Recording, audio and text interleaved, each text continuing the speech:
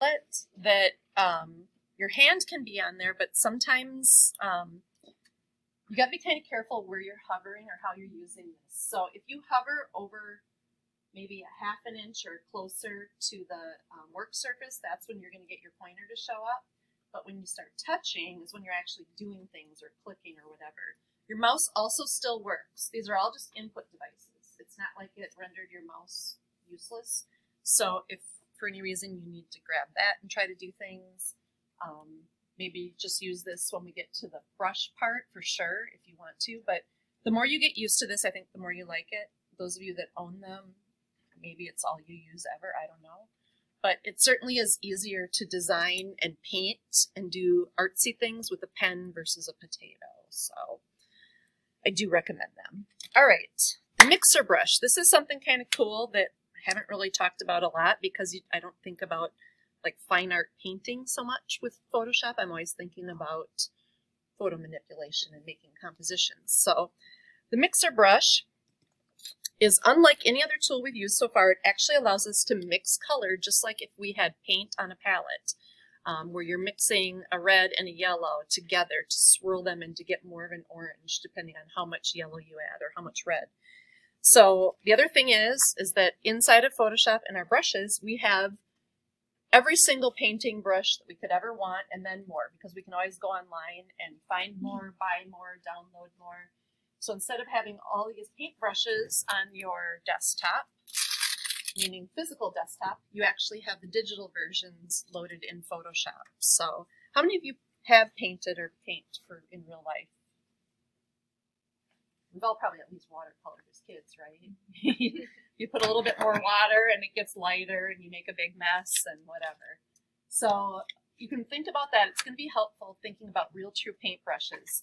So if you've watercolored as a kid, the paintbrushes you get are probably worth 3 cents, right? They're flimsy, the brushes are long and straggly, and one always sticks out and drags a piece of color where you don't want it. Versus if you're into art and you have good paintbrushes, you spend a lot of money on them, and if the bristles are short and hard, you get a pretty defined line. If they're long and wispy or fan shaped, you get different shapes. So think about the real version, and if it's available, there's also going to be a preview for it showing us what the bristle looks like and how it changes as we hold our pen differently, the Wacom pen differently. All right, let's go into channel 10, wow, chapter 10, and open 10 palette start.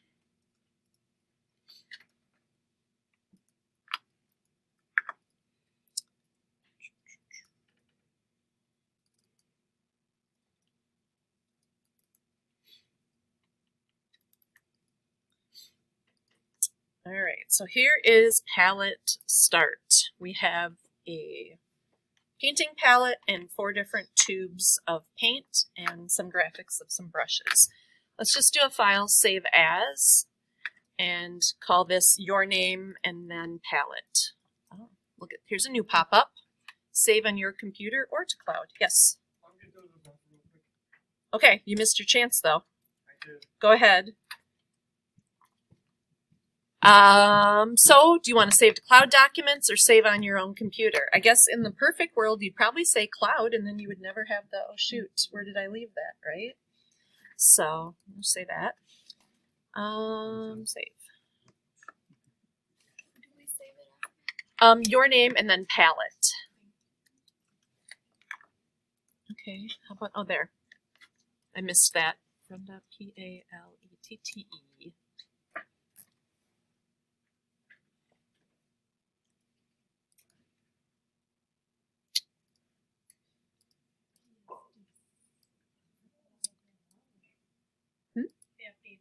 PSDC. Oh, come on. Yeah. I didn't even see that. That means it's a PSD in the cloud? Yeah. This is going to be a fun couple of weeks now. All right.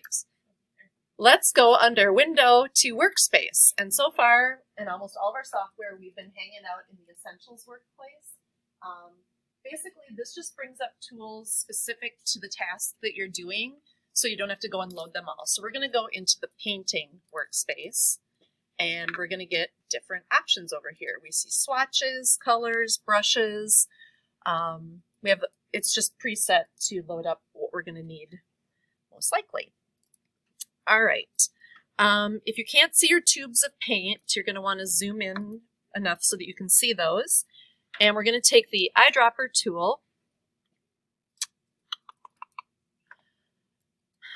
Up here, letter I, even though there's no I in eyedropper, but that's the shortcut for it. Take your eyedropper tool and we're going to sample the red paint. So obviously there's different tones of red on this outside of the red paint, so yours might be a different color. But as you hold down your cursor, whatever you clicked on first is going to be on the bottom half, and whatever you're hovering over is going to show you a preview in the top. So if you want a darker red or a lighter red, if you hold down your mouse while you're sampling, you get that preview of it. So that loaded my foreground color to be a red color. And now we are going to go to the mixer brush. Where are you loaded? Here we go. Oh my God. It's not nested underneath there. Where are you? Oh, right there. Yep. The mixer brush tool. Instead of being loaded underneath with triangles in this preset, they're all individual. So it looks like the brush with a droplet of paint next to it. That's our mixer brush. All right, now we want to open a window of brush settings. So come up to the window and turn on brush settings. And if you want to move that window around, you can. Here we see the different brushes. We also see some of the extra settings that we can use with that. And we're going to choose the first brush in here. So if we scroll up to the top, the first brush in the default brushes is the soft round 30.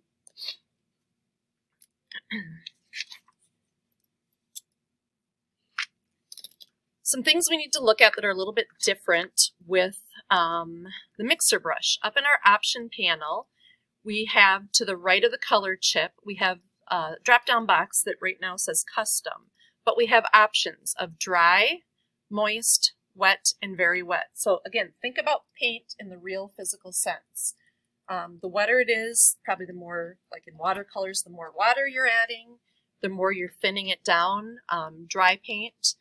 And then we also see the wetness and the load. And then there's a mix percentage. So those are the three different variables. Custom would allow you to change them right up here in your option panel, or you can just pick a preset. So wet controls how much paint the paintbrush picks up from the canvas. Load controls how much paint the brush holds when you begin painting. And mix controls the ratio of paint from the canvas and the paint on the brush.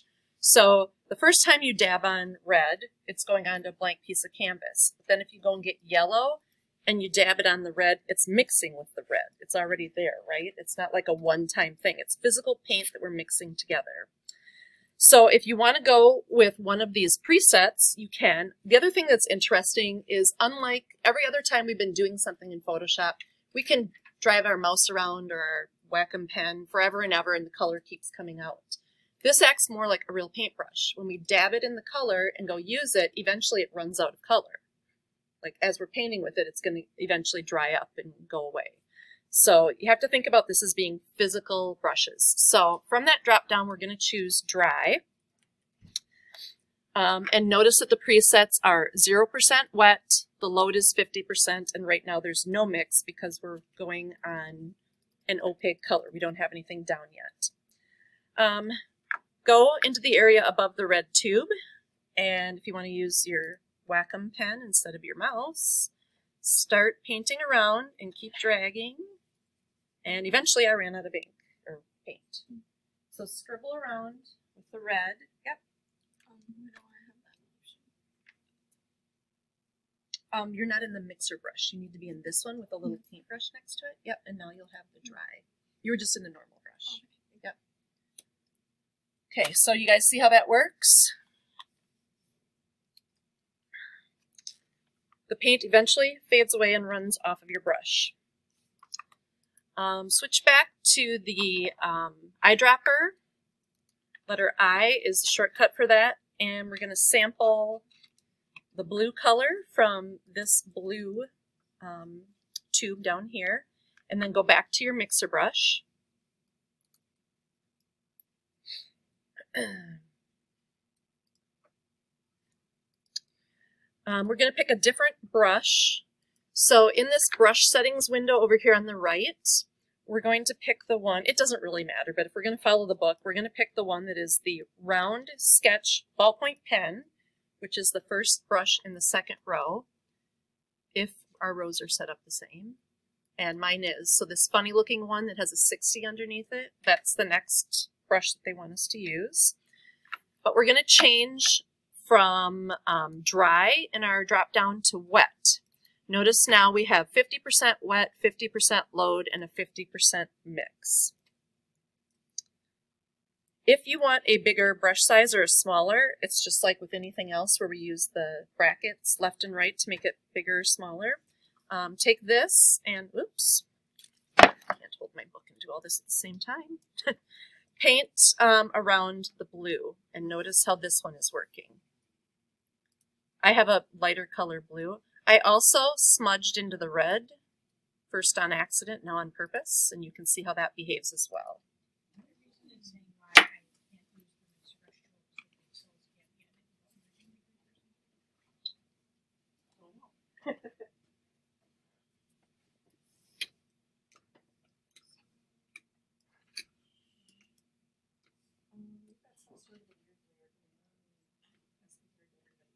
You should be on the layer called, I don't know if I mentioned that, paint. Yeah, we should all be working on the layer called paint. And it doesn't matter if I didn't either, to be honest. So I painted that directly on the background.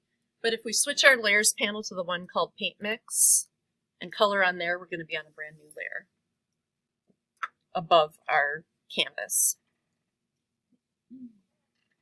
Again, because we're doing wet, the paint here is mixing with our white background. If you're on the background layer, it's mixing with the white. If I'm now working on the paint layer, which is a transparent layer, there's nothing to mix with, so you can see I have some different looking blue now. So that's what it looks like with the wet setting. Let's go up and change it to dry. And try that same color next to it just to see the different look if you do get a different look. All right, let's sample the yellow color from the yellow paint tube. And in the brush settings, we're going to go back to your mixer brush. And in our brush settings, we're going to go to the second row again. And the fourth brush over is, if we hover, we should get a tooltip, and it should say what we think it is. Pencil KTW1 is the name of it. Again, it doesn't matter if you're using the same brushes, but we're just changing to show the different looks. Notice how we get a preview of that on our screen, what that is going to look like. And give yourself some yellow. Notice I ran out of the paint as I was going along. And then let's sample the green color and pick another, go back to your mixer brush and pick a different brush. A hard round 30 brush is down in the fifth row, they're saying. 1, 2, 3, 4. Doesn't really matter. Again, fifth row. A hard brush is not going to have soft edges. It's going to be kind of like when you're painting your house and you want that perfect hard edge. You get a brush that's really stiff and doesn't spread out. And then we're going to paint around down here with green. So you can see that the brush that you pick and the dry, wet, or what was the other option? Moist, wet, or very wet. Those are the different versions that you can have of how your paint is going to come off and mix.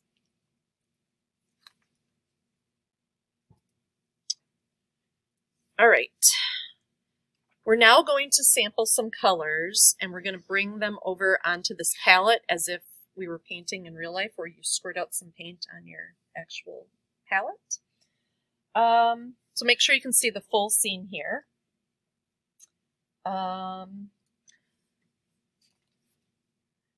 Actually, I jumped the gun here. We were going to switch to this layer now, but since we've already done some painting on the paint mix layer, let's turn off the visibility of it and let's work on the circles layer right now and do some painting in there. All that is see those white circle outlines? It's showing us where to mix our paint. So at the very end, we would turn it off and it would just look like we had paint dabs on there, but whatever. We're going to leave them on. So work on the layer called circles and turn off your paint mix layer. Use our eyedropper tool, and we're going to sample the red color again. So go up to your tube and sample the red, and then go back to your mixer brush.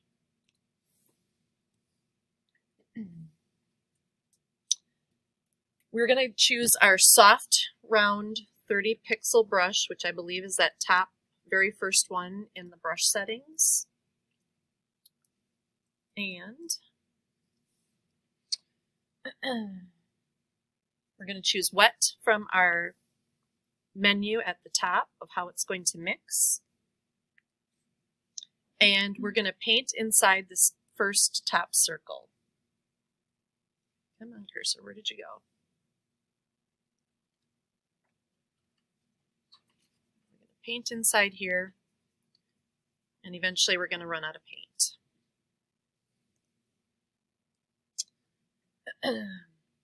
Let's go up to our option bar and look at a couple of things that we have here. I'm trying to get the tooltip to show up, but we have two icons. Clean the brush after each stroke. That's the second one, so it looks like a paintbrush with a slash through it. And the one next to it says load the brush after each stroke. So I ran out of red paint. So if that one's turned on, which it is, it's going to reload with red paint right away automatically. If you don't want that, you could turn that option off.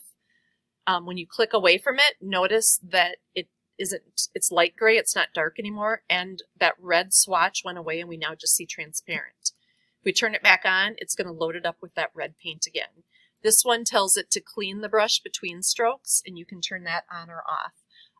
Deselect it right now. So click on it so that it's not dark gray or dark black square around it. With our eyedropper tool, we're going to sample the blue color. So letter I on your keyboard is the shortcut to get to that. And then B for brush jumps you back to your mixer brush if you want to use keyboard shortcuts.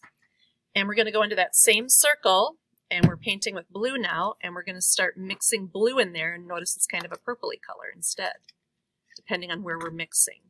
Also, if you go out of the lines and get the circles, it's kind of swirling in a little bit of the white. It's picking up all those colors that are available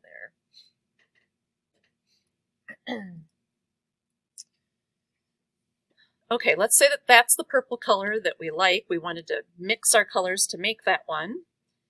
Grab your eyedropper and let's sample that purple. So right inside that swirl of color that you made, use your eyedropper and sample, and notice that your color swatch, your foreground color is now loaded with purple.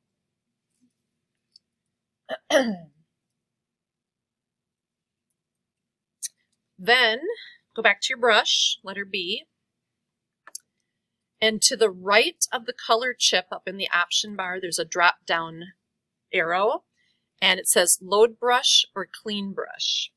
From there, we're going to click clean the brush. So your preview now shows nothing. First we loaded the purple, then we did the drop down right next to the color chip, and we chose clean the brush. That's one way of removing the paint load from the brush. Right now, if we were to go and paint, there'd be nothing loaded up in it. So to replace the paint in your brush, you just have to click and sample a different color right now because it's empty. If you want Photoshop to clean the brush after each stroke, you would select that option that has the paintbrush with the slash through it, and that's telling it to clean it out. So let's turn that back on again. Clean the brush after each selection. Now we see our purple color is loaded up again. Use your eyedropper and sample blue from the blue paint tube. And go back to letter B, which is your paintbrush. And we're going to paint some blue now in this second circle. So I've loaded it up with that blue, and I'm going to paint inside this circle. Then take your eyedropper, sample the yellow, go back to your brush, and we're going to mix this with the wet. So make sure that in your option bar we have the wet choice in the drop down. And we're going to slowly paint over the blue with this wet yellow to kind of mix in some different colors.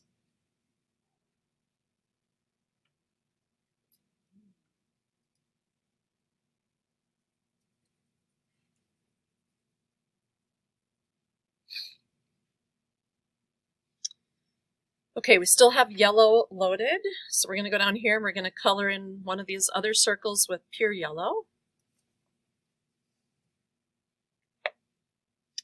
And then we're going to turn this into an orange color, so we're going to go and sample the red. Go back to your brush and mix some red in here to create an orange.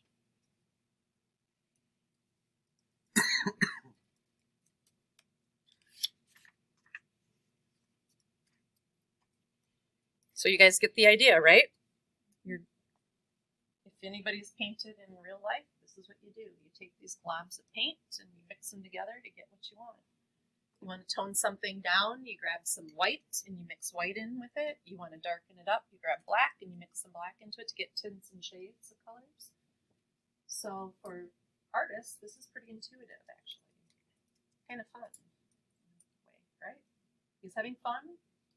Is this better than selecting objects with a lasso? Yes. Yes, it is. Okay, so play around on your own, make another color in that last circle. Try some different brush shapes from over in your brush settings panel. You guys remember when we made a custom brush of your name? Is that still showing up? I see my name showing up there. So I can stamp in my name with whatever color I've loaded up. That's kind of fun. Try some of these different smudge colors, or not colors, brushes. See how they behave. It's a lot easier to work through this tutorial, I think, using the Wacom pen. Certainly a lot easier to color in circles with this than using your mouse. The other thing I want to kind of encourage you to do is hold this like you'd hold a real pen. I see some of you kind of holding it at the top like this, kind of like fine art painting. Hold it like you'd hold a pen.